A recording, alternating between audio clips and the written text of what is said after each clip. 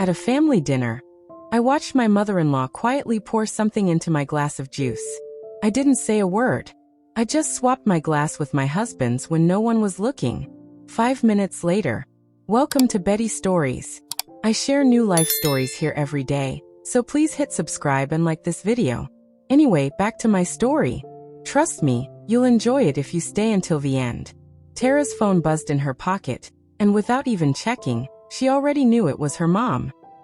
Her mother, Brenda Dixon, always called around 7 p.m., right after she finished cleaning up the kitchen and sat down in front of the TV to relax. Baby girl, you didn't forget, right? Sunday is your daddy's birthday party. He's turning 60. Her mother's voice was full of excitement and joy. Y'all coming, right? Y'all, meaning Tara and Darren. And wherever Darren went, the shadow of his mother, Maya Sterling, always followed. Just hearing the woman's name made Tara's fists clench. Of course, Mom. We'll definitely be there. That's wonderful. I've planned everything already. You know your daddy loves it when the whole family gets together. He doesn't like big crowds, but when it's his own people, that's different. After the call, Tara stared out the window. The late September sunset was slowly dying in deep red colors. It was beautiful, but for some reason, that beauty filled her with anxiety, like it was warning her that something bad was coming. 8 long years she'd been married to Darren Cole, and in all that time his mother had been like a dark cloud hanging over their marriage, always involved, always controlling, always poisoning things. Tara wasn't the type to let anyone disrespect her. She grew up in a simple but strong home, where one lesson was drilled into her. Respect yourself, and others will respect you. Her dad, Clarence Dixon, Cal to his friends, worked his whole life as a union foreman at the local plant. Her mom, Brenda, was a registered nurse at the county hospital. They didn't have fancy dreams, but they had big hearts and strong values. Tara Bug, her father always told her as a teen, remember this, nobody has the right to talk down to you. Not a boss, not a husband, nobody. You're a person and that's enough. Tara remembered that, and she lived by it. At work, she could snap a rude client back in line. With friends, she never let herself be used. But with her mother-in-law, things got complicated.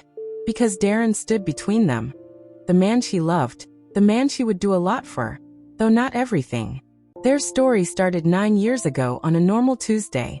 Tara was working as a senior administrator at Peachtree Dental Group, a fancy private clinic in Atlanta. The job wasn't physically hard, but it was stressful, complaining patients, demanding doctors, endless phone calls and schedules. But the pay was steady, and the hours were reasonable. Darren came in with terrible pain. His wisdom tooth had chosen the worst time to act up, right before a big business trip. While Tara processed his chart, she noticed him wince, pressing his palm to his cheek. "Does it hurt a lot?" she asked, trying to sound professional and not too sympathetic. "Tolerable," he tried to smile, but it turned into a painful grimace. "Actually, that's a lie. It's unbearable." "Dr. Samuels is excellent," she said.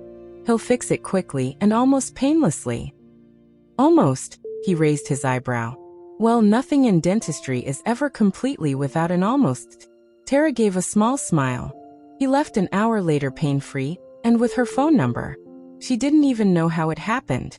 He asked, she answered, and it just felt natural. The first months of their relationship were like a fairy tale.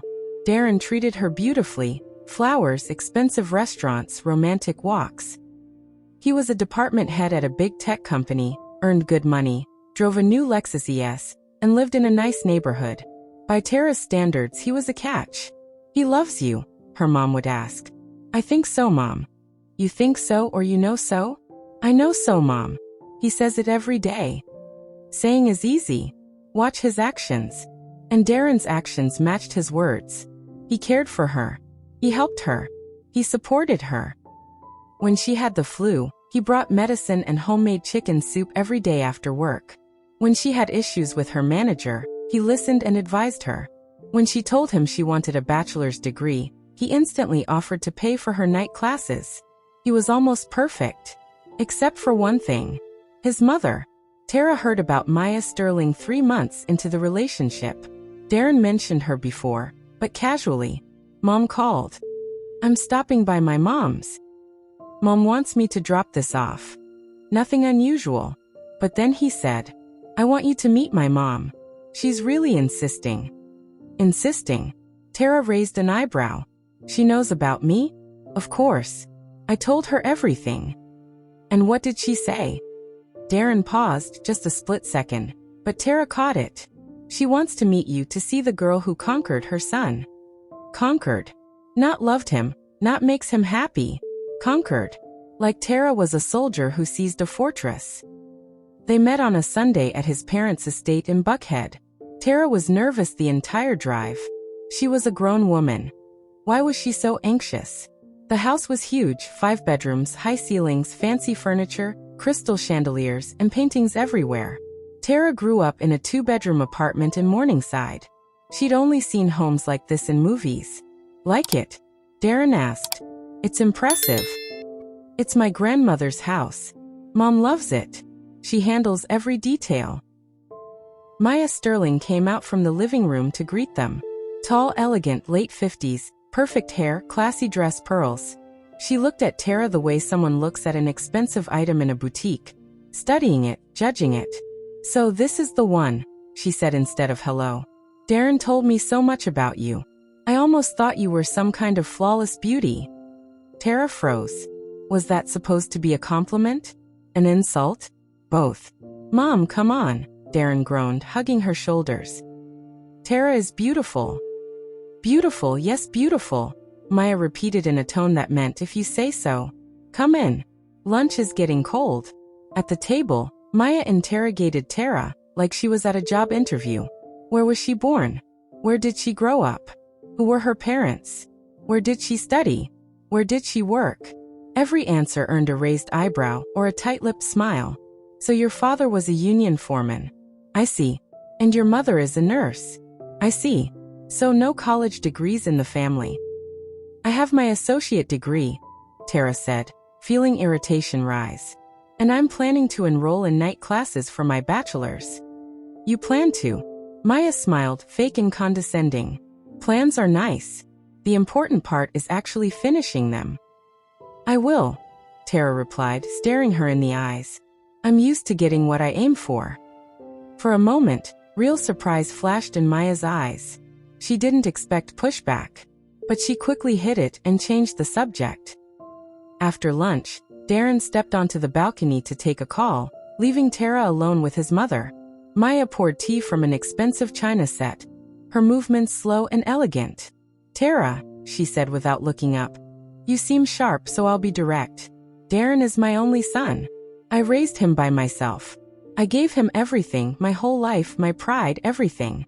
And I won't let just anyone take him away from me. I'm not taking anyone from anyone, Tara replied calmly. I just want to be with the man I love. Love? Maya finally looked at her. Her eyes were cold, snake cold. Sweetheart, don't make me laugh. What love? You saw a man who's financially stable and thought you hit the jackpot. That's not love. That's calculation. Tara slowly set her cup down. Her hands weren't even shaking, and she felt proud of that. You don't know me, she said calmly. And you have no right to judge me. I love your son. I love him. Not his money, not his house, not his car. If you can't understand that, I actually feel sorry for you. Sorry, her mother-in-law raised an eyebrow. For me? You'll regret saying that, darling. Right then, Darren walked back in, and the conversation ended. But Tara never forgot that look in Era's eyes or the words she threw at her. From that moment, she knew. Maya Sterling had declared war. At the wedding, her mother-in-law wore a black dress. Not a mourning dress, just black. Elegant. Expensive. But the meaning was clear. To her, this wasn't a celebration. It was a funeral. The funeral of her hope that her son would always belong only to her. Why is your mom wearing black? Tara whispered to Darren before the ceremony. It's her favorite color, he said. Don't read into it. She would hear that phrase many times after. Every time she tried to get him to see his mother's behavior. The wedding itself was small. Tara insisted on that. 50 guests, a cozy downtown restaurant, live music, simple good food. Era sat there all night with a stiff face. She didn't dance, barely spoke, and told people thank you like her teeth hurt. After the guests left, she approached Tara. "Congratulations," she said tightly. "You got what you wanted. You got my son. But remember, Darren was mine first and he will stay mine. You're just temporary." "Temporary?" Tara scoffed. "We literally just got married. Marriage is supposed to be forever." "Forever?" Era let out a sharp laugh. "Oh, you sweet naive child.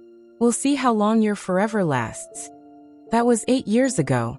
8 years of Cold War, petty cruelty, and constant jabs. The first year wasn't too bad. Tara and Darren lived in their rented apartment. Era rarely visited.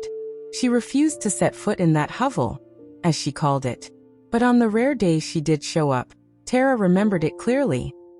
Era would arrive unannounced, letting herself in with the spare keys Darren had given her, just in case. She'd sweep inside like a health inspector, look around, and immediately start complaining. "What are these curtains? Where did you even find them? At a thrift shop? And look at this dust. Tara, do you ever clean? And Darren, son, you look skinny. Is she not feeding you?" Tara never stayed silent, but she kept her replies measured, trying not to start a huge fight. "We like the curtains. And Darren is losing weight because he started going to the gym, not because I starve him." Era would purse her lips and shoot Tara a look that could kill. "You're too sassy," she said once. "Darren doesn't like that." "Darren loves me just the way I am," Tara shot back. "And if you don't like it, that's your problem." Her mother-in-law went pale with anger, but she held herself together. She wasn't used to being challenged. But the real war didn't begin until later, when Tara got pregnant. It was in their second year of marriage.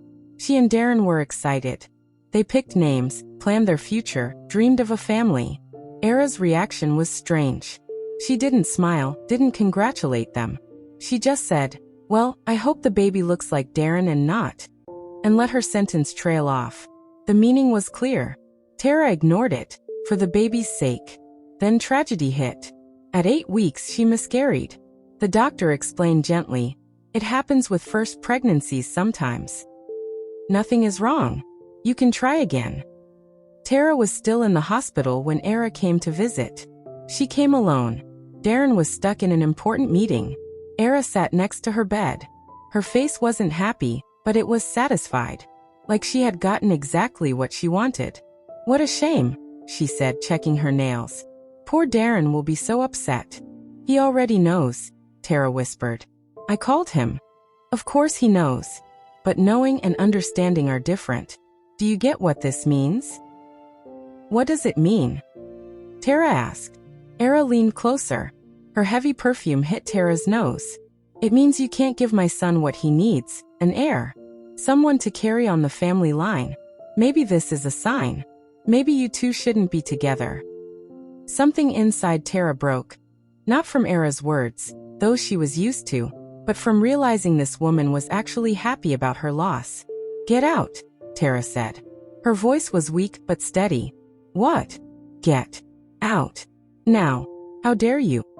Tara pushed herself up, ignoring the pain. "Get out. And if you ever tell Darren what you just said to me, I will tell him everything. Every insult, every trick, every nasty thing you've done. Try me." Era froze, stood, smoothed her jacket, and walked toward the door. But before leaving she hissed, "You will regret this." Tara didn't tell Darren anything. Not because she was scared, but because she didn't want to add more pain to his grief. He was already heartbroken. But after that day, something in Tara changed. She stopped holding back. The next time Era showed up unannounced, Tara met her at the door. "Good afternoon. Next time call first." "I have keys," Era snapped. "You had keys. I'm asking Darren to take them back. Try it." So Tara tried. And surprisingly, Darren agreed. After a long emotional talk, he took the keys from his mother. The fallout was huge. Era cried, screamed, accused Tara of everything under the sun. But she didn't get the keys back. It was Tara's first big win. She learned something important. When she stood her ground, things changed. But Era wasn't done. She just switched strategies. Instead of insults, she used hints. Instead of attacks, she used guilt. "Oh, Darren, you look tired. Is Tara overworking you?" "Son, I heard you two are having money problems. Maybe Tara should get a better job. Or stop working and stay home, like a proper wife." Drip, drip, drip. Little drops that slowly chipped away at their marriage. In year 3, Tara started an online business program. She studied nights and weekends while working full-time. It was hard, but she did it. When Era heard, she wrinkled her nose. "Why do you need a degree? You should be having another baby." "A baby will come when we're ready," Tara said calmly. "The degree is for my career." "A career? How selfish." "It's not selfish. It's smart." In year 4, Tara graduated with honors and landed a financial analyst job. Her income doubled. She was proud. Darren reacted weirdly. No excitement. No congratulations. "Mom thinks a woman shouldn't earn more than her husband," he said. "Your mom thinks a lot, but this is our life," Tara replied. "I know, it's just forget it." But she couldn't forget. Every year, Darren became more like his mother. Same tone, same phrases, same expressions. Era was shaping him little by little. In year 5, Darren's stepfather died. Era, now a widow, became even worse. She demanded constant attention, played the abandoned victim, and guilt-tripped him daily. "I'm alone now. Forgotten. My own son left me." "Mom, I didn't leave you. I have a wife." "A wife? That woman isn't family. She's using you." Tara overheard these calls and clenched her jaw, but she kept quiet, for Darren's sake. In year 6, Era tried to move in temporarily. "Absolutely not," Tara said. "But she's my mother," Darren argued. "Darren, if she moves in, I move out." "You're threatening me?" "I'm telling you the truth.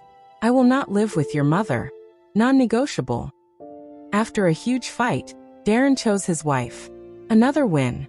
But the war continued. In year 7, Era started a new tactic. She suggested Darren needed a normal wife, obedient, domestic, devoted.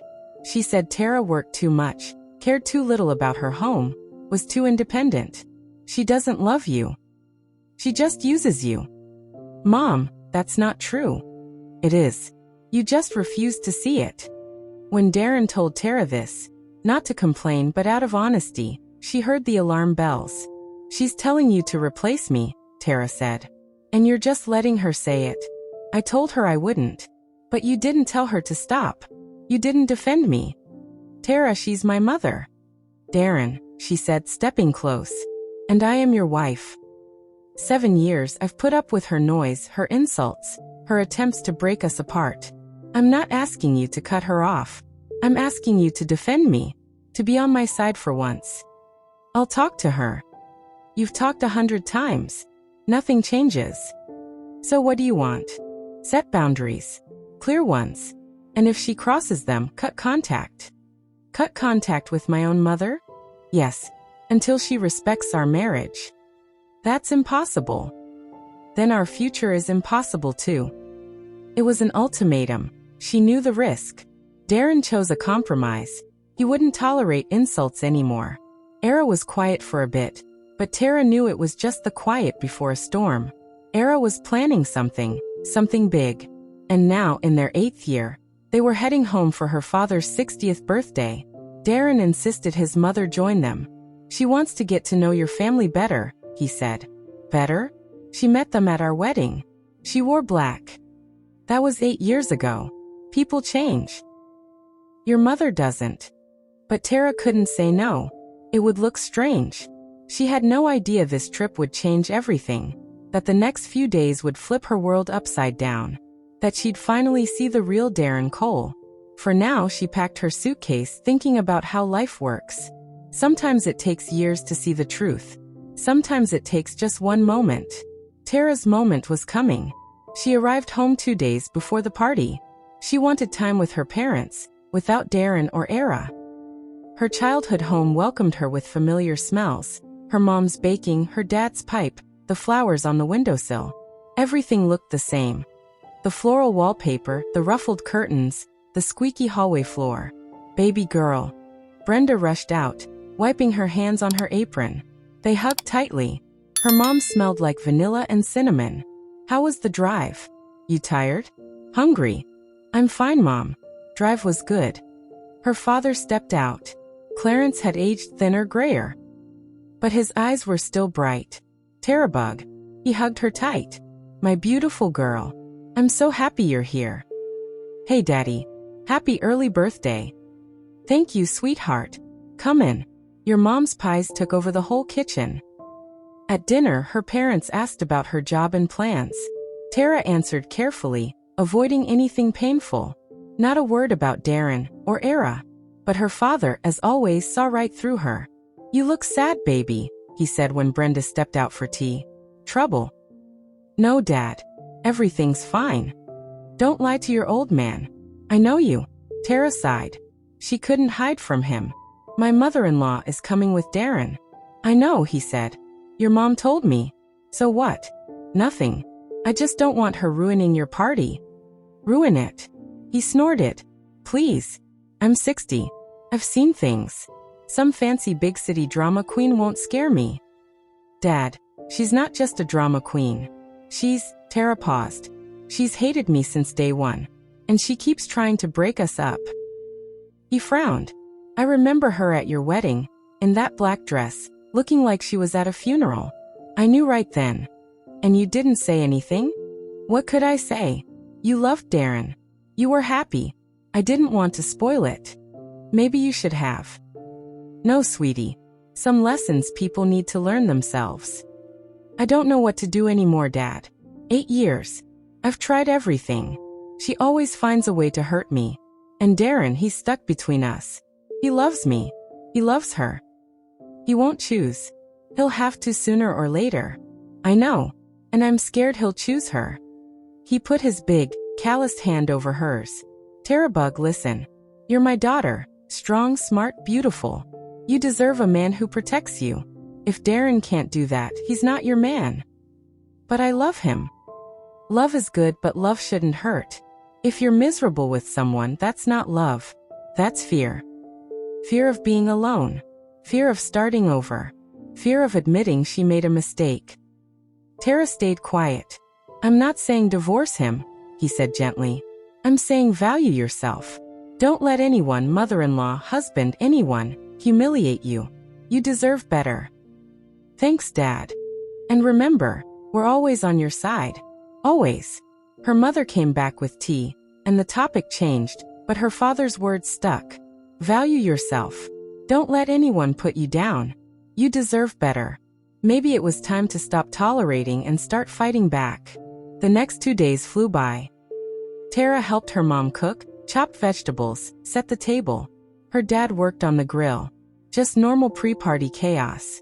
Darren and Era were coming Saturday afternoon. Tara felt nervous. Saturday came. Around 1 p.m., Darren's Lexus pulled into the driveway. Darren got out first, smiling, tanned. Then Era stepped out behind him. She looked off. Perfect outfit, perfect makeup, pearls, but something in her eyes looked strange. Like she was excited about something. Like she was waiting. Hello everyone, she sang out, arms open. So happy to see you. She hugged Tara's mom, then her dad, then Tara. The hugs were quick and stiff, but her voice was sweet. What a charming home, she said, looking around.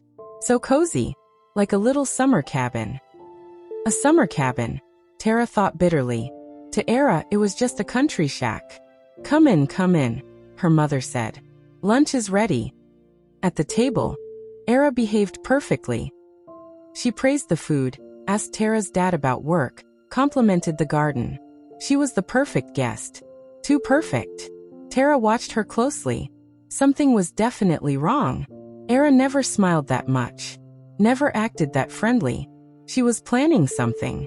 After lunch, the men went outside to smoke and check the grill. Tara's mom started clearing dishes. Tara stood up to help, but her mom stopped her. Terabug, let's talk alone. Here we go, Tara thought. It begins. About what? About your future with Darren. They stepped onto the screened porch. The evening air smelled like autumn. Tara didn't care about the beauty. She was ready. I'm listening, she said. Era sat in a wicker chair, crossed one leg over the other, like she owned the place. I'll be honest, she began. I don't like your relationship with Darren.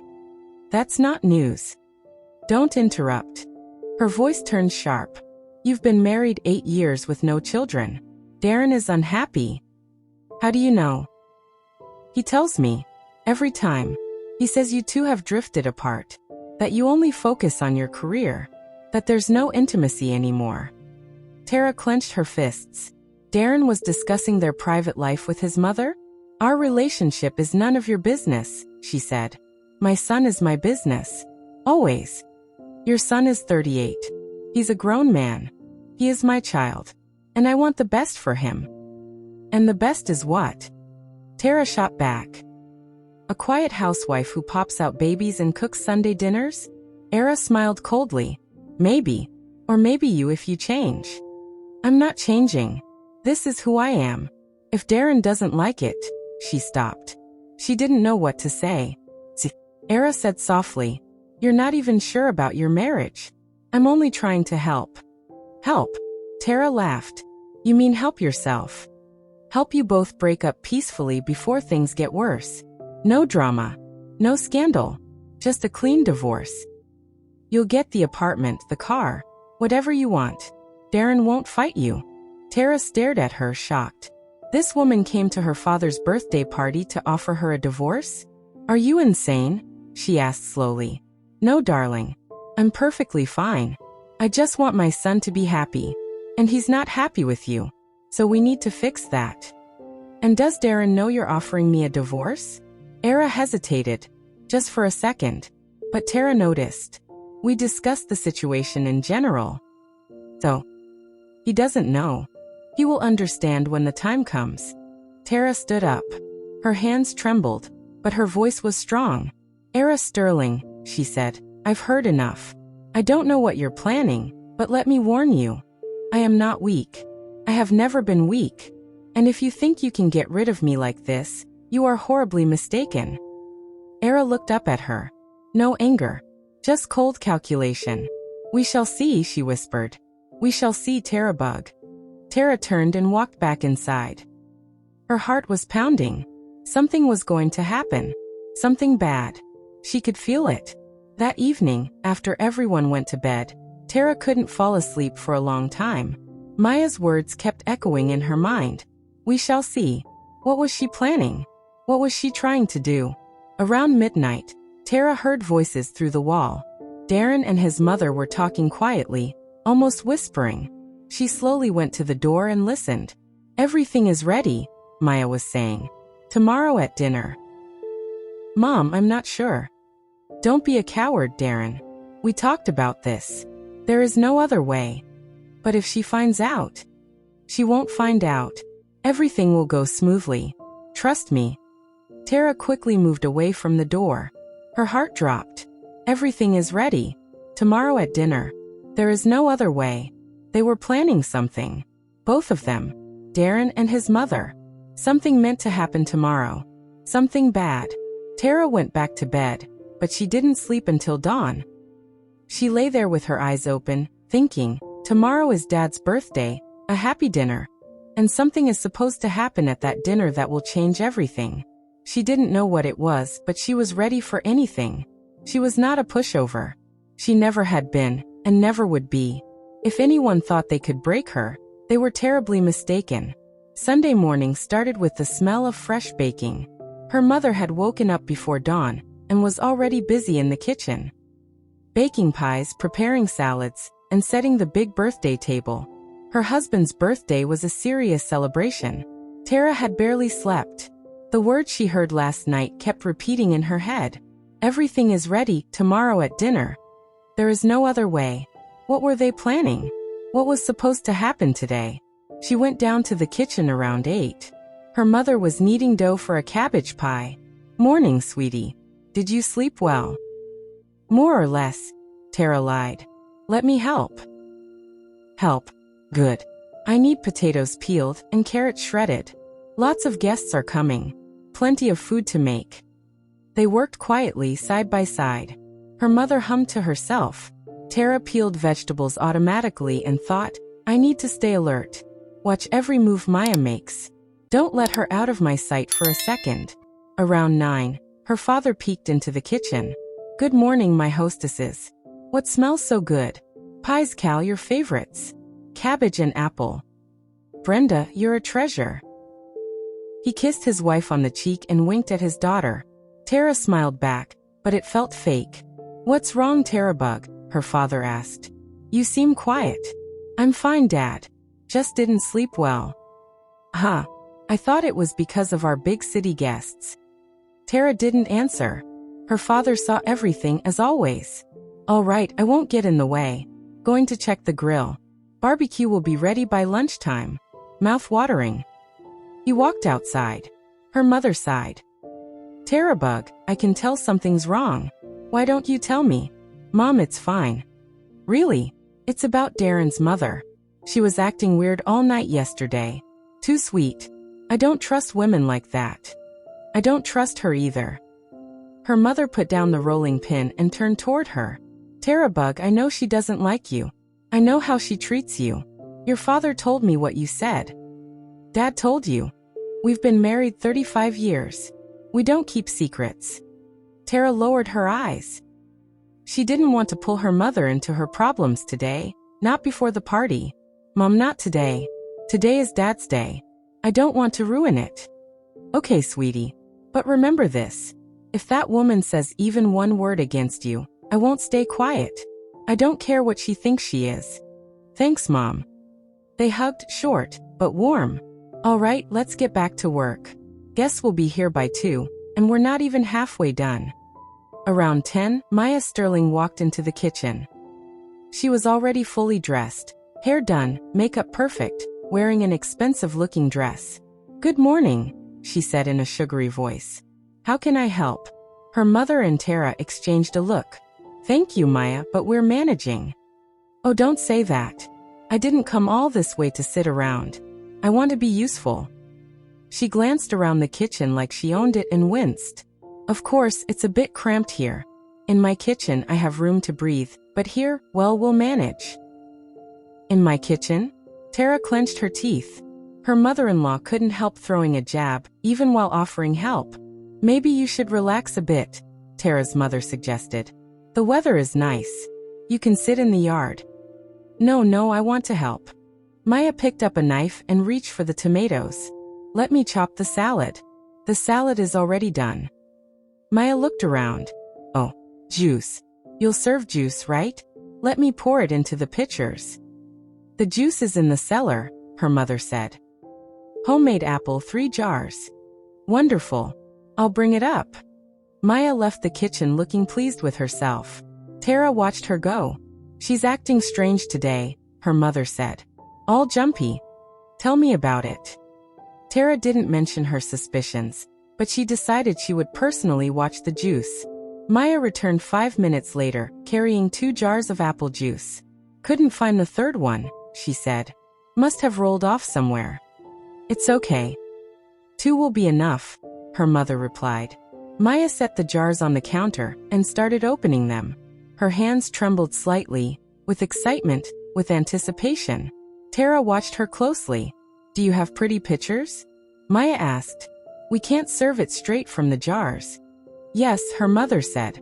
In the china cabinet, the crystal ones from Grandma. Oh, crystal. Lovely.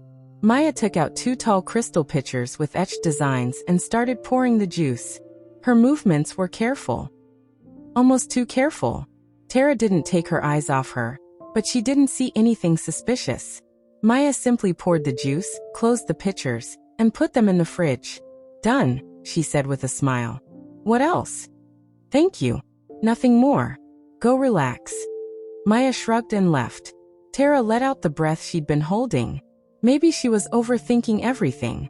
Maybe the late-night conversation was about something else completely. But her instinct screamed no. Something is wrong. By noon, the house was full of noise. Guests had arrived. The Smiths from next door brought homemade wine. Aunt Carol brought a cake. Uncle Mike and his wife. Dad's co-workers from the plant. Around 15 people. Her father hated big crowds. Darren helped arrange chairs and carry tables. He was unusually quiet and avoided looking at Tara. "Is everything okay?" she asked him in the hallway. "Yeah, I'm fine. Just tired from the drive." "Darren, can we talk later?" "Okay. I don't have time right now." He walked away, leaving her standing alone. Tara watched him disappear down the hall and felt something in their relationship crack. Maybe it had been cracked for a long time, and she was only now noticing it. By 2 o'clock, the table was ready. A clean white tablecloth, fancy china, a bouquet of dahlias in the middle. Her mother had really gone all out. Salads, snacks, a hot meal, pies, everything her father loved. The guests sat down and the toasts began. "To the birthday boy," Uncle Mike said. "To Clarence Dixon, may he live healthy for another 100 years." "Thanks, Mike. 100 years is a lot, but I'll take 20 more." Laughter. Glasses clinking. A cheerful atmosphere. Tara sat next to Darren, facing Maya Sterling. Her mother-in-law seemed to be in a great mood, laughing, joking, joining toasts. The perfect guest. Too perfect. After the main meal, her mother suggested a short break. "Let's relax a little. We'll cut the cake soon." The guests got up. Some went out to smoke, others walked around the garden. Aunt Carol went to the kitchen to help with the dishes. Tara stayed at the table. She needed time to think. Hours had passed and nothing had happened. Maybe she was wrong. Maybe the talk last night was about something else entirely. Tara bug. Her mother-in-law's voice snapped her out of her thoughts. "Can you help me?" Maya stood by the china cabinet holding a tray. "With what?" Tara asked. "We need to give juice to the guests. Your mother only has 2 pitchers. It's awkward. Let's pour it into glasses and set them out." "Okay." Tara got up and walked over. Maya was already taking out glasses, simple clear ones, all the same, 6 of them. "Get the pitcher from the fridge," Maya said. "I'll wipe these glasses." Tara went to the kitchen, opened the fridge and took out the pitcher of juice. When she came back, Maya had lined up all 6 glasses on the tray. "Go ahead and pour," she said. "I'll carry them." Tara started pouring the juice. Maya stood right beside her, watching very closely. "This glass is for me," Maya suddenly said, pointing to the one farthest left. "Just a little. I'm on a diet." "All right. And this one," she tapped the glass on the right. "That's for you. Fill it up. You love your mom's juice." How does she know that? Tara had never told her that. "How did you know?" she asked. "Darren told me," Maya said easily. "He said you loved this juice when you were a kid." Tara didn't say anything and filled the glass she pointed at to the top. "That's lovely," Maya said, smiling. "Now the rest." When all the glasses were poured, Maya lifted the tray. "I'll take these out and you can." She looked around. "Oh, we forgot the napkins. Bring the cloth napkins from the kitchen. The paper ones are on the table." "No, those are paper," Maya said. "We need the pretty cloth ones. Your mother said they were in the dresser." Tara hesitated. She didn't want to leave now. "What are you waiting for?" Her mother-in-law pushed. "Go on, I'll set the drinks out." Tara had no choice. She went to the bedroom to get the napkins. The dresser was in her parents' room. She opened the top drawer, empty. The middle drawer had linens. The bottom one, there they were. White linen napkins with embroidery. She grabbed the stack and went back to the living room. Era had already set all the glasses on the table, one for each guest, lined up perfectly. Tara's glass was right where she had left it, filled exactly like she poured it. "There's a good girl," her mother-in-law said sweetly. "Put the napkins down and sit. The guests are coming back now." Tara set the napkins down and sat. She picked up her glass of juice, raised it toward her mouth, and froze. Something felt wrong. She looked carefully. Just a normal glass. Normal juice. Nothing odd. But she remembered. When she poured it earlier, her glass had a little scratch on the bottom. She'd noticed it when placing it on the tray. This glass had no scratch. This was not the same glass. Her heart jumped. Era Sterling had switched the glasses while Tara was getting the napkins. Why? The answer was obvious. Something was in this glass. Something the others didn't have. Tara glanced at her mother-in-law. Era sat across from her, watching closely, eyes full of excitement. A tiny smile pulled at her lips. She was waiting for Tara to drink. The guests started returning, picking up their glasses, thanking their hosts. "Delicious juice," Aunt Carol said. "Brenda, did you make this yourself?" "I did, Carol. Apples from our trees." "I need that recipe." Tara didn't drink. She held the glass and thought quickly. What was in the juice? Poison? No, too extreme. A sedative? A laxative? Yes, a laxative. It made perfect sense. Embarrass her in front of her own family during her father's birthday party. A small, shameful incident that would make Tara never want to come home again. So this was what that late-night whispering was about. Tara looked at Era. She was still smiling, but now impatience flashed in her eyes. "Drink it. Drink it." Tara smiled back calmly and made her choice. "Oh, it's so stuffy in here," she said, fanning herself. "Can someone open a window?" "Of course, sweetie," her mother said, getting up. Others followed. Uncle Mike wanted to look at the roses from the window. Aunt Carol wanted to take a picture of the dahlias.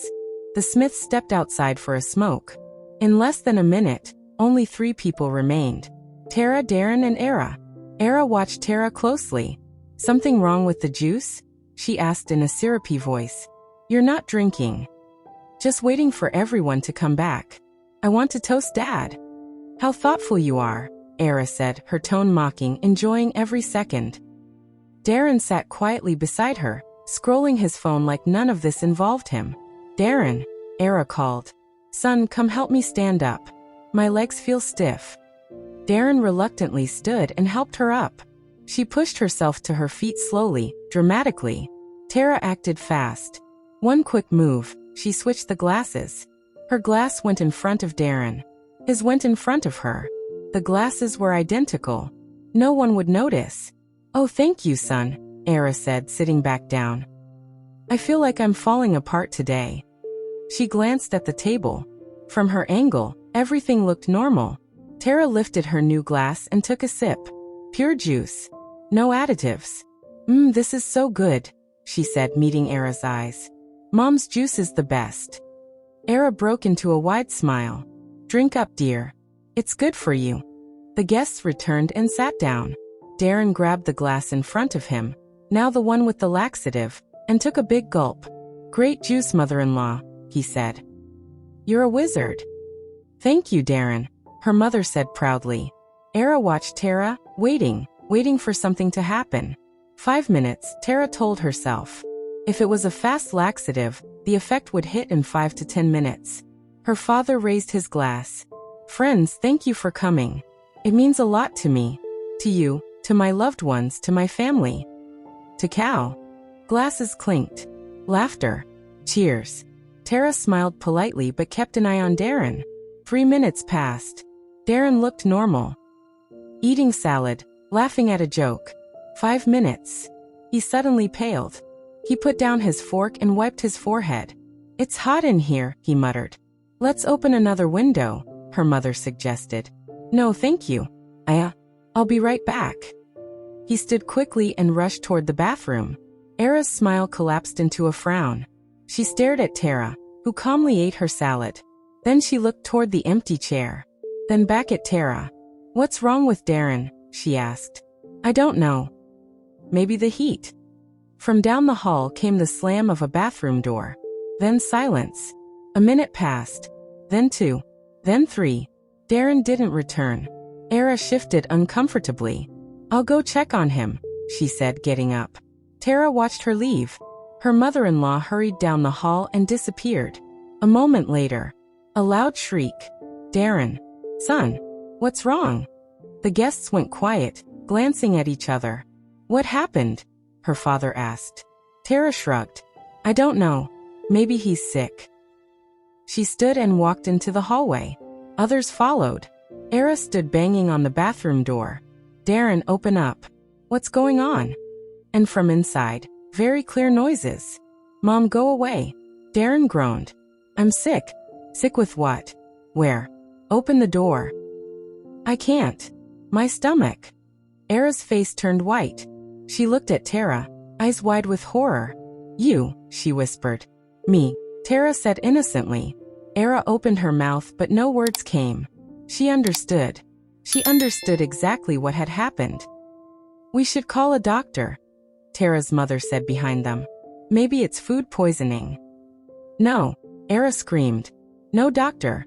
It's just a stomach bug. It happens. But if he's that sick, it'll pass. Everything will pass. She ran to the bathroom door. Darren, sweetie, hold on. It'll be over soon. Mom, Darren whimpered.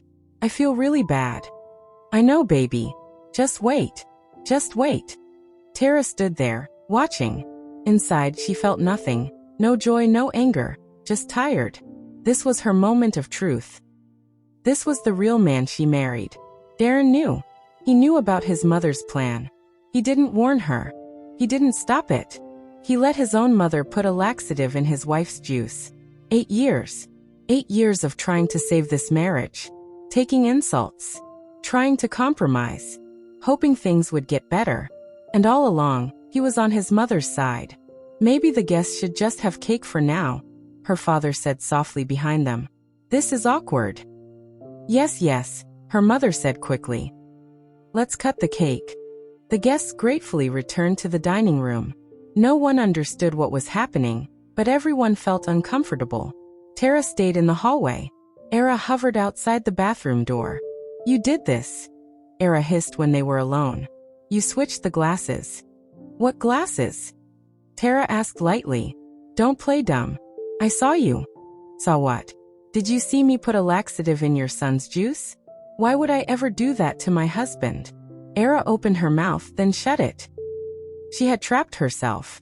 If she told the truth, she'd admit she tried to drug Tara. If she stayed quiet, it looked like Darren just got sick. Exactly. Tara smiled. I have no idea what's wrong with Darren. Maybe he ate something bad. You'll pay for this, Era growled. I won't forgive you. Is that a threat? Or a warning? Tara stepped forward, so close she could see every wrinkle on Era's perfectly groomed face. Era Sterling. Tara said quietly but firmly. I've put up with your games for 8 years. I tried to get along with you. But everyone has limits. What are you talking about? I know you put something in my juice. I know Darren knew. I know you planned this together. Era went pale. That's not true. It is true. I heard your conversation last night. Everything is ready. Tomorrow at dinner. There's no other way. Remember? Era couldn't speak. Her lips trembled. You wanted to embarrass me in front of my parents, Tara continued. To humiliate me. To break me so I'd never come home again. So Darren would divorce me and run back to mommy.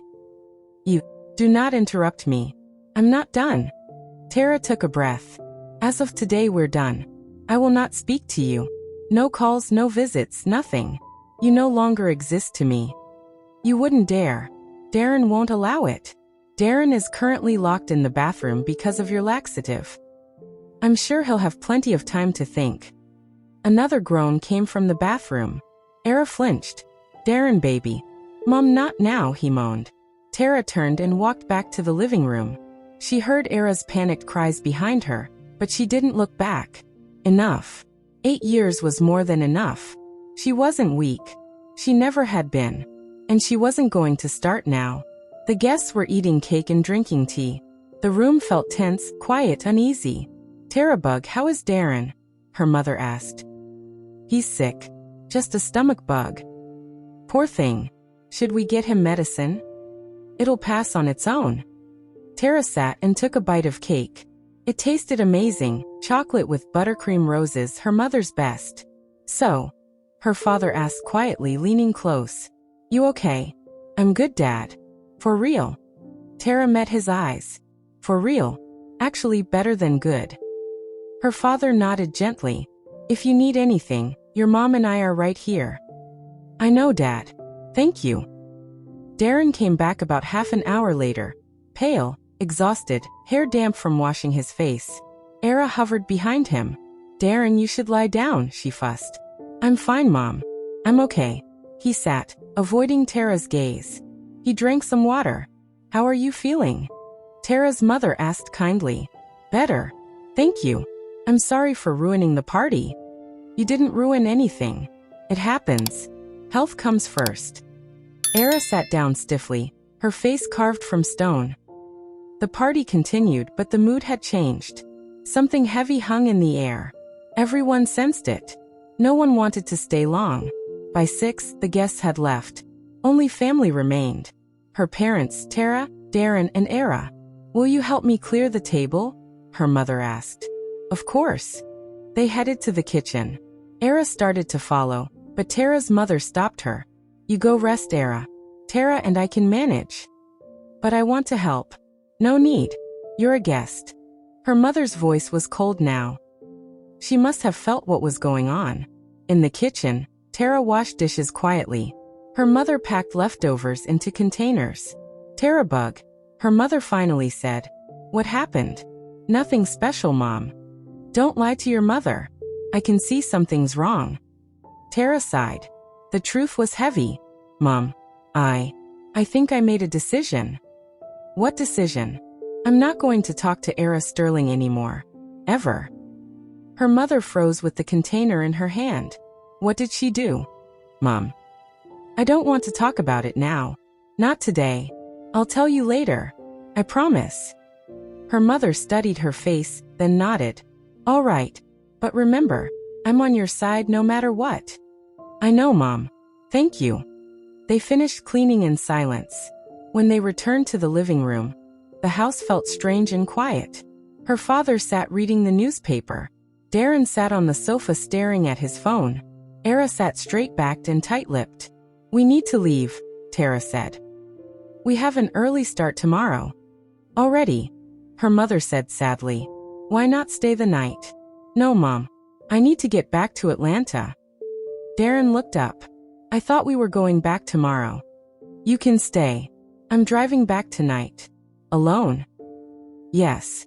Silence fell again, heavy, meaningful. Terabug, are you sure? Her father asked. I'm sure. Era opened her mouth, but Tara cut her off. Goodbye, Era. No need to walk me out. She walked away. She heard voices behind her. Her mother, her father, Darren, but she didn't stop. She packed her things in 5 minutes. She'd only brought a small suitcase. Her father met her at the door. Sweetheart, will you tell me everything later? Later, Dad. I promise. Are you getting a divorce? Tara paused. I don't know yet, but something has changed forever. Her father hugged her tightly. Whatever you decide, your mom and I are with you. Always. I know, Daddy. Thank you. She got in her car and started the engine. In the mirror, she saw her parents standing on the porch, waving. She waved back and drove off. The drive to Atlanta took 4 hours. She thought the whole way about her 8-year marriage, the hope that faded, the love that turned into habit, the husband who chose his mother over her. She didn't cry. Strangely, there were no tears, only exhaustion and a strange sense of relief, like a heavy weight had finally been lifted. She reached home around 10 that night. The empty apartment felt quiet and calm. Tara unpacked, showered, and lay in bed. She couldn't sleep. Her phone buzzed, a text from Darren. We need to talk. Tara stared at the screen for a long moment. Then she typed back. Tomorrow. Not tonight. And she turned off her phone. That night, she had a strange dream. She was standing on the edge of a cliff looking down.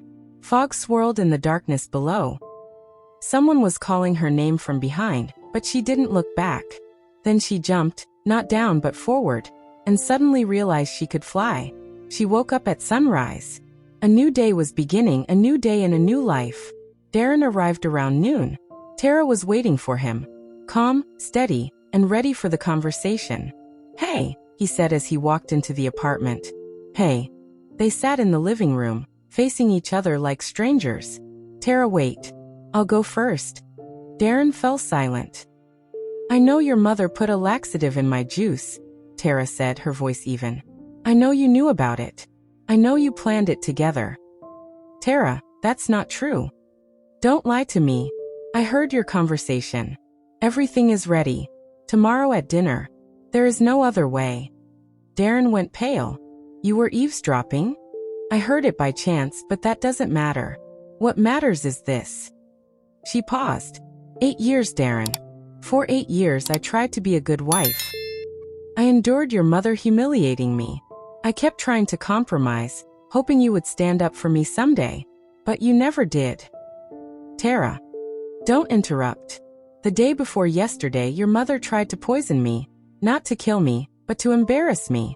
She wanted to disgrace me in front of my parents at my father's birthday party, and you allowed it. I didn't know she was going to.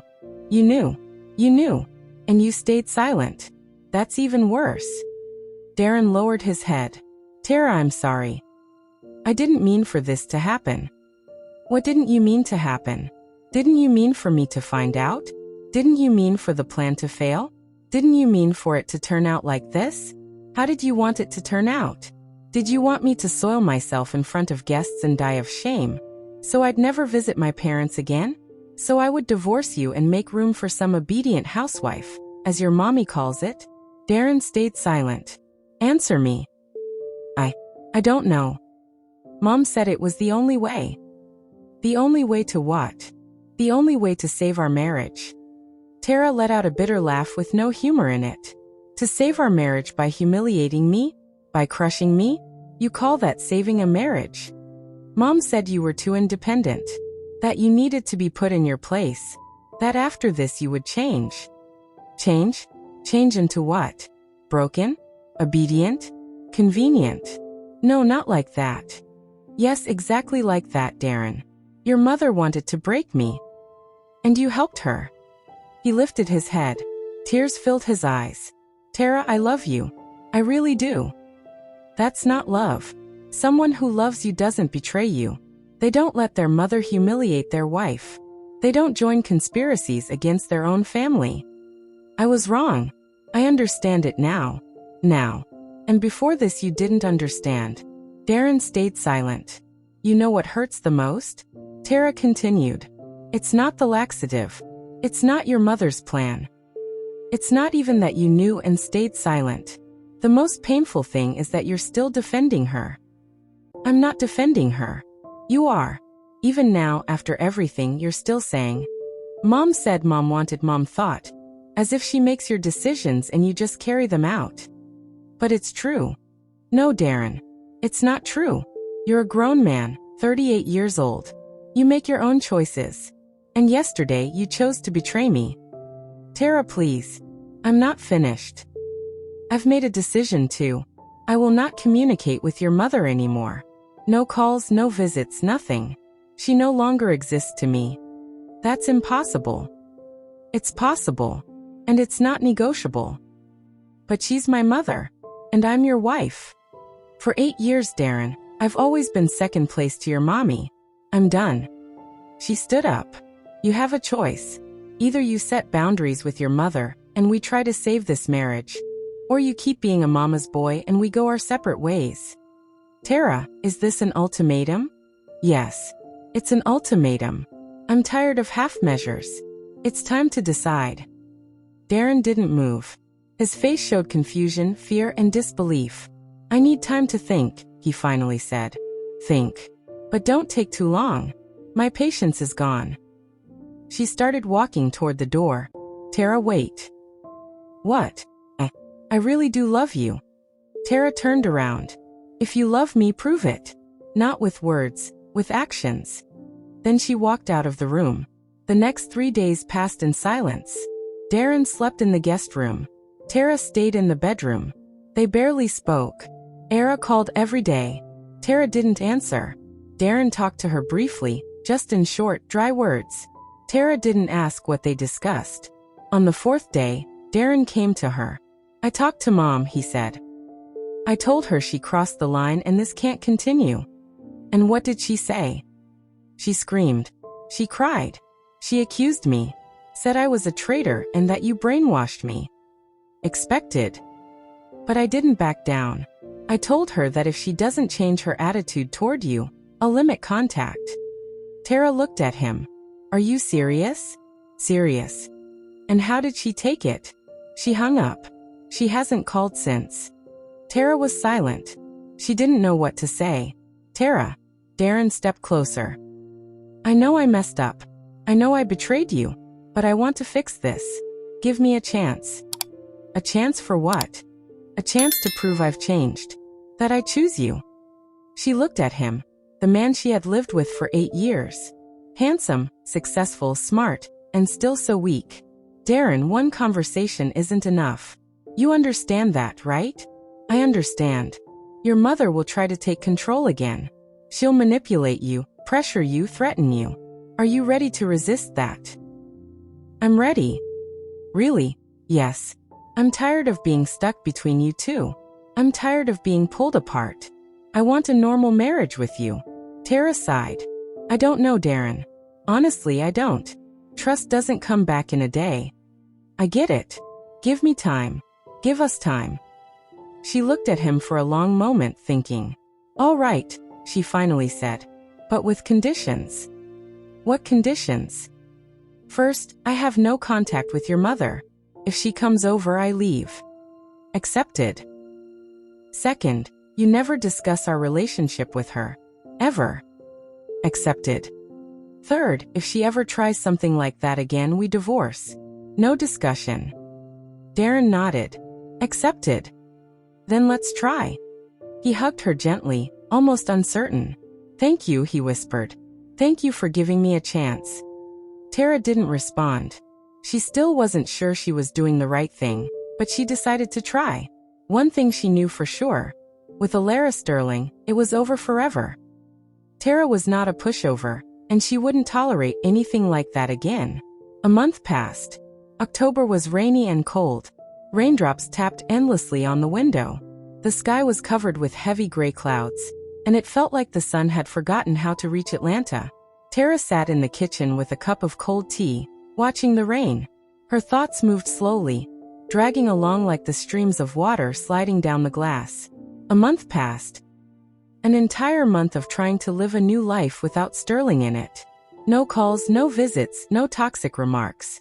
And honestly, it was easier than she expected. Her mother-in-law had completely disappeared. No messages, no sudden visits, nothing. Had she gotten offended and gone quiet? Was she planning something new? Tara didn't know, and honestly, she didn't want to know. Darren kept his word. He spoke to his mother rarely, and only for a moment. He didn't discuss their marriage with her.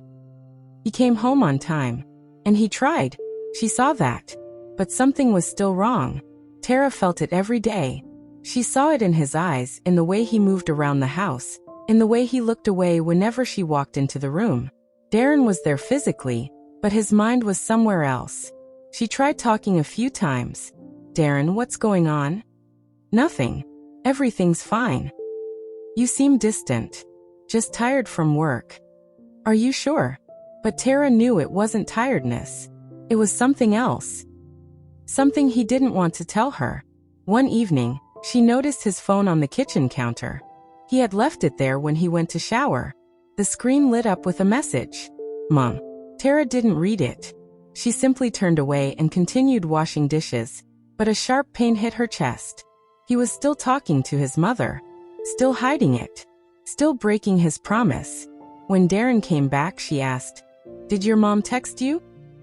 He flinched a little, grabbed the phone quickly, and slipped it into his pocket. Yes, she just asked how things were. And what did you tell her? That everything's fine. And that's all. That's all. He was lying. Tara knew it.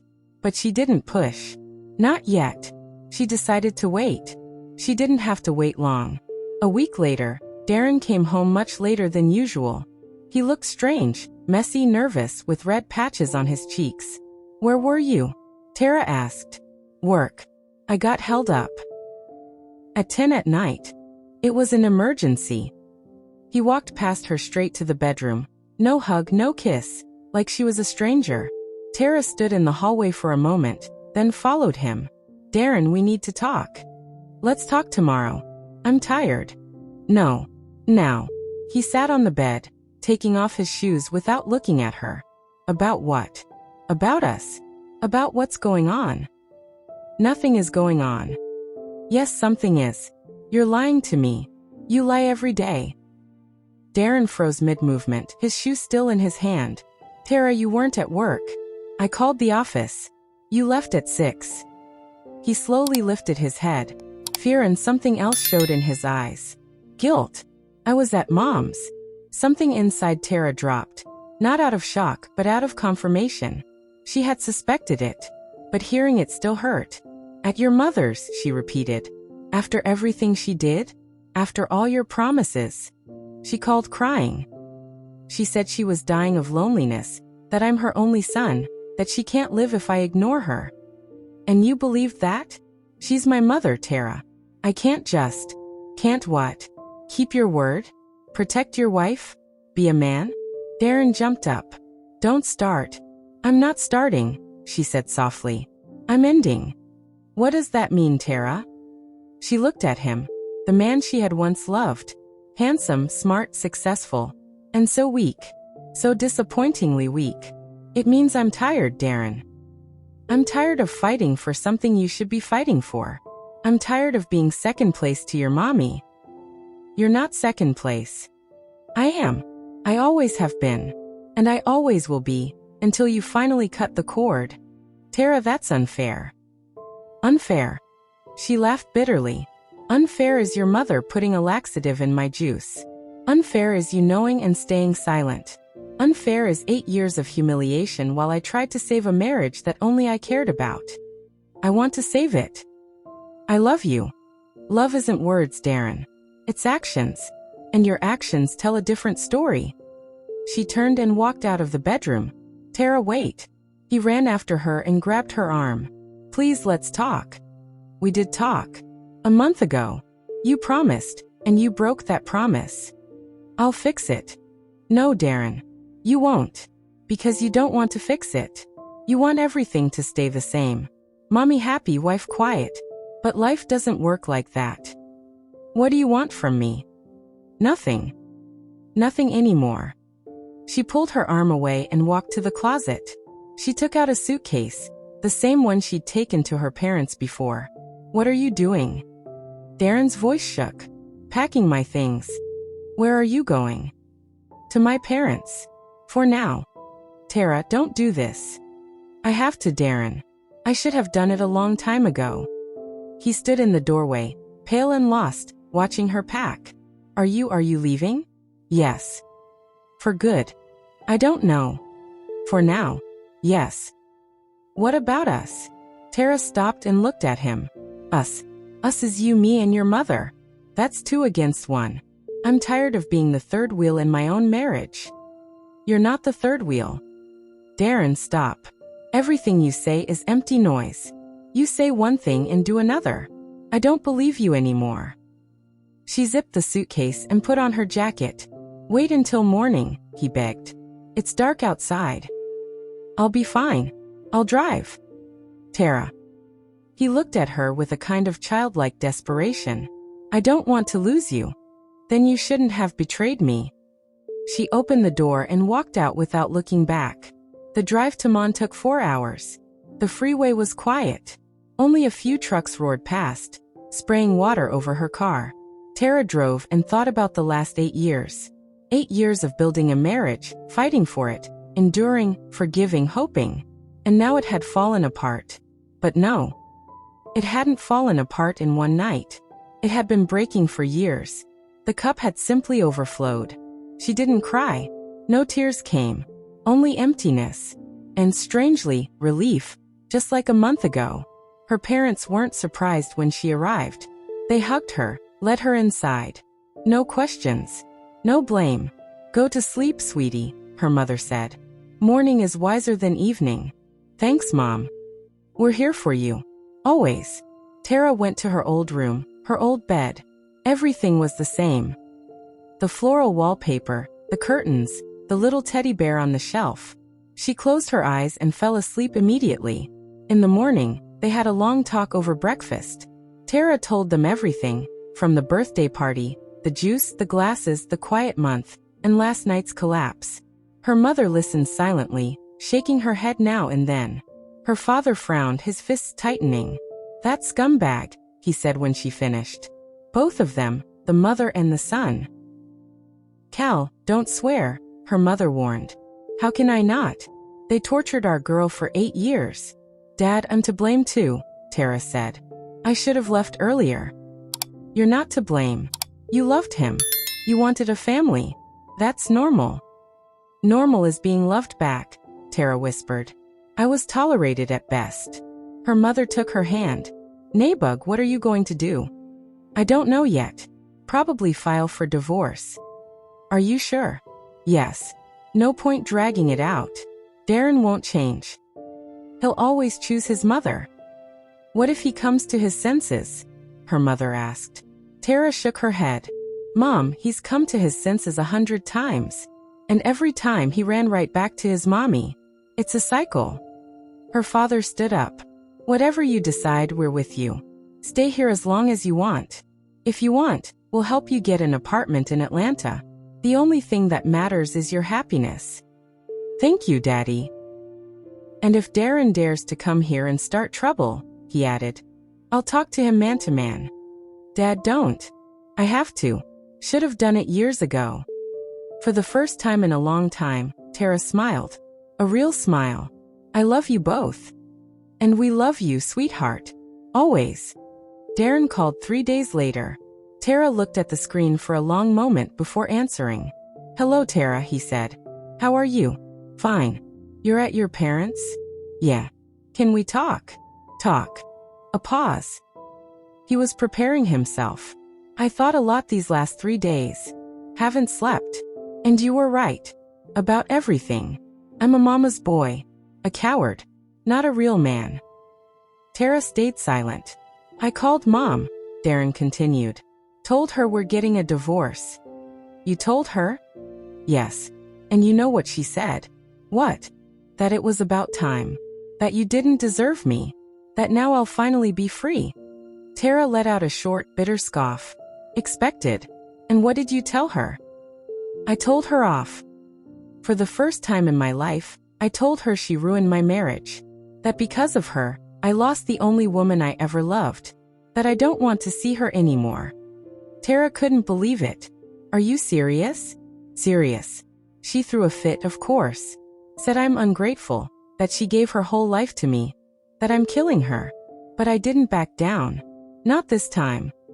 Darren. Tara, I know it's too late. I know you don't trust me. And you shouldn't. But I wanted you to know.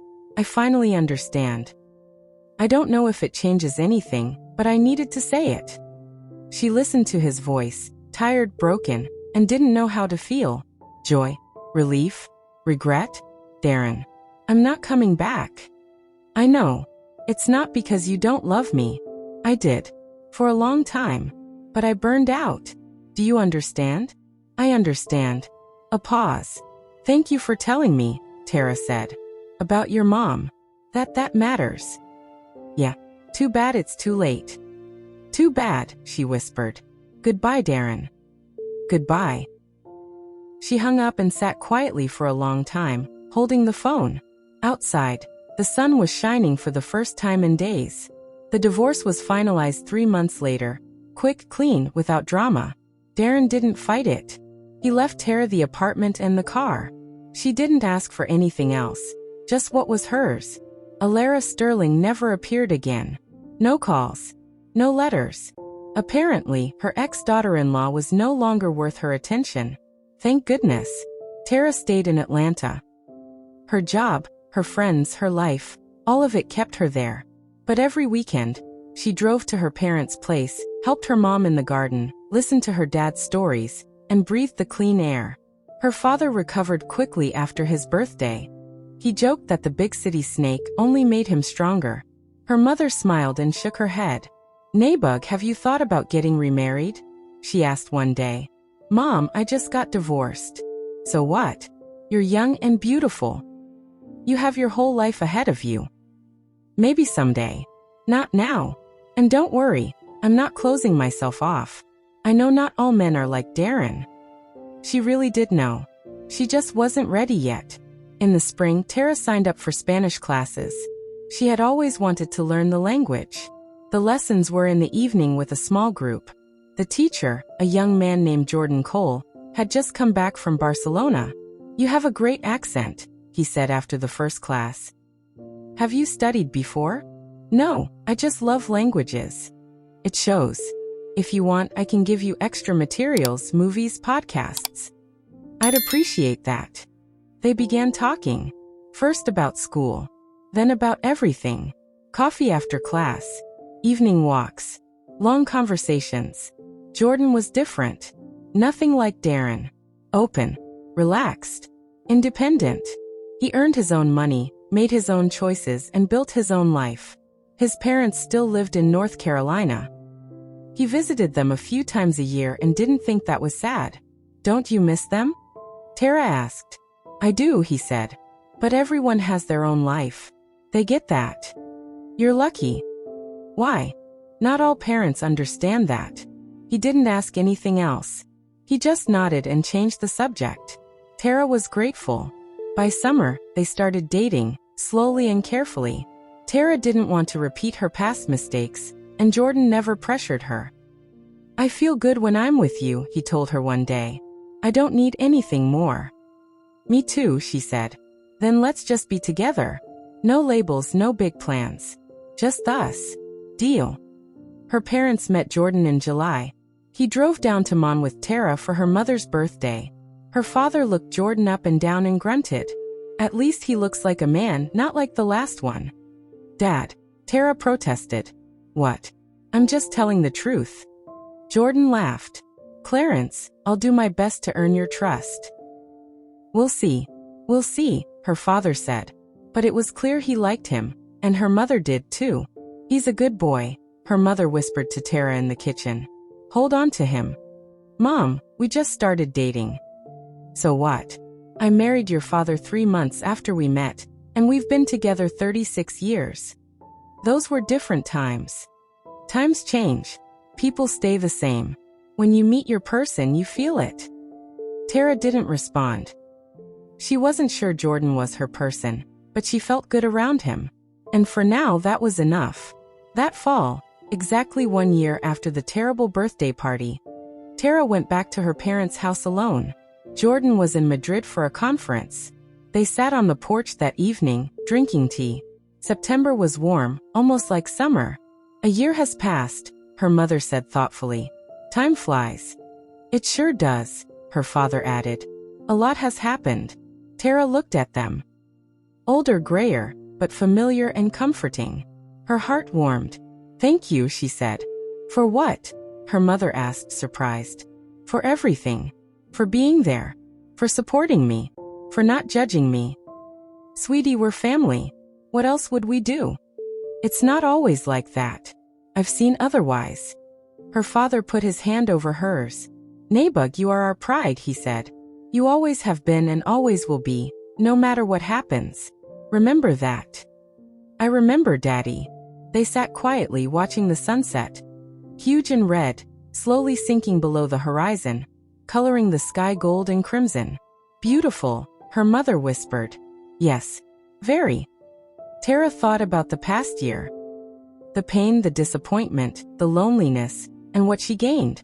Freedom, peace, herself. She wasn't Darren's wife anymore. She wasn't Alara Sterling's daughter-in-law anymore. She wasn't part of someone else's story. She was just Tara, her parents' daughter. A woman who knew her worth. And that was the best thing that could have happened. Her phone rang suddenly. She looked at the screen. An unfamiliar number. Hello. A woman spoke. A stranger. This is Lucille, Alara Sterling's neighbor. Tara's heart skipped a beat. What now? I'm listening. I feel awkward calling, but Alara is in the hospital. A stroke. The doctors say it's bad. And what does that have to do with me? Tara asked. She told me to call you. She wants to see you before, well, you know. Tara didn't speak.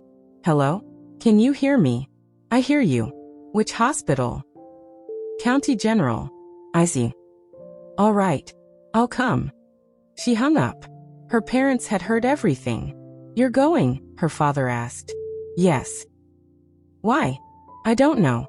Maybe for closure. Her father grunted. Smart words, but you're right. Go. Just don't let her hurt you again.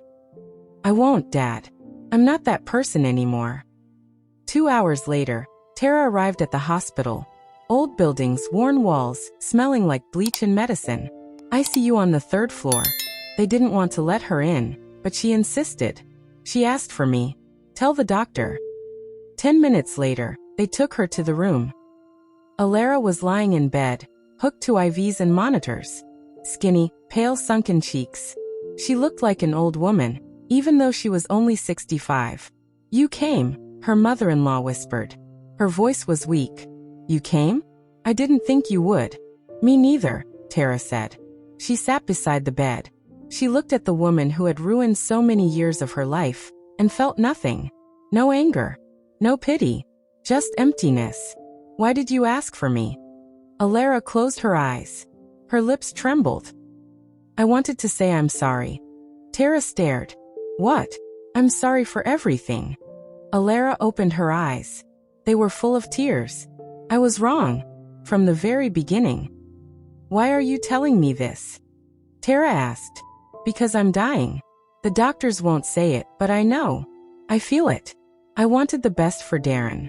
I thought I was protecting him from you, from everyone. But actually, she coughed. Actually, I ruined everything. His life. Yours. Mine. That's true, Tara said. I know. Now I know. Alara lifted her thin hand. Forgive me, Tara. Please. Tara looked at that hand. The same hand that slipped laxatives into her juice, pointed her to the door, and took 8 years of her life. And she took it. I forgive you. Alara started crying. Quiet, soft tears rolling into her gray hair. Thank you, she whispered. Thank you. I'm not doing this for you, Tara said. I'm doing it for myself. To let go.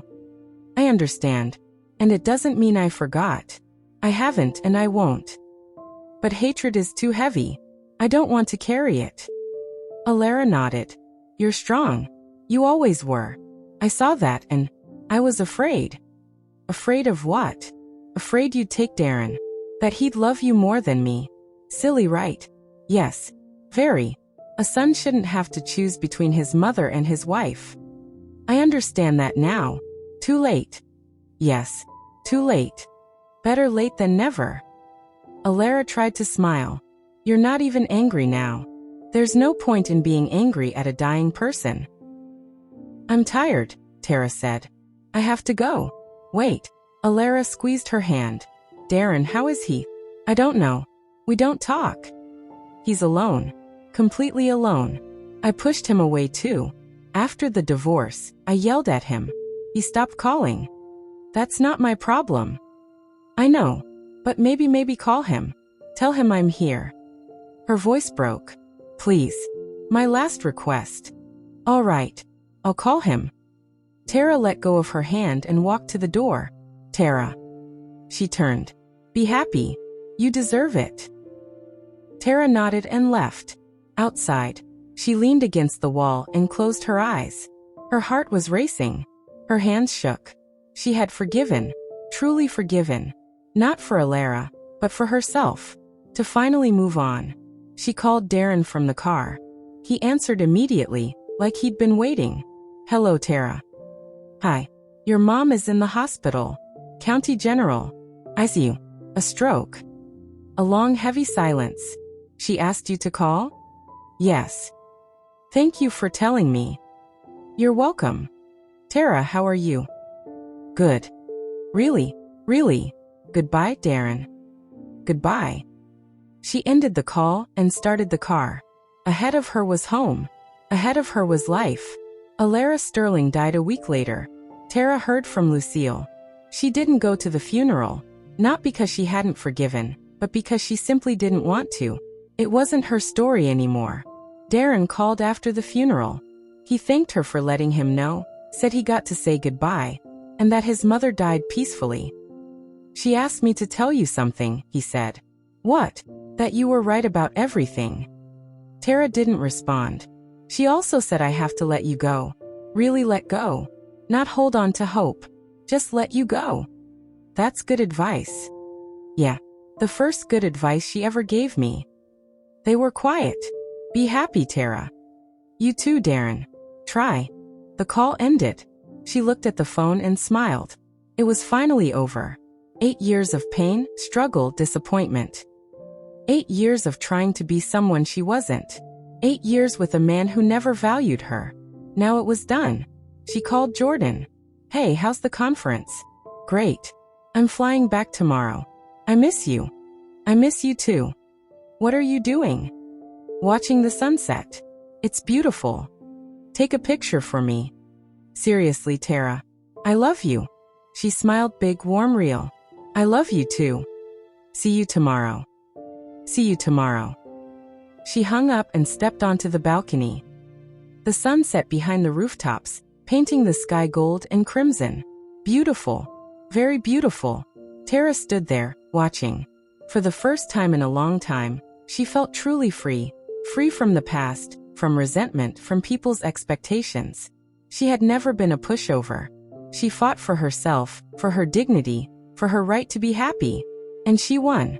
"I'm really glad you're here," she said, "and that I could share my story with you." If you liked it, please like the video and subscribe to my channel. I want to see how many of us there are. Comment which city you're watching from and what time it is. I'm really curious. I post new life stories every day. And now 2 of my most popular stories will pop up on the screen, so you can choose what to watch next.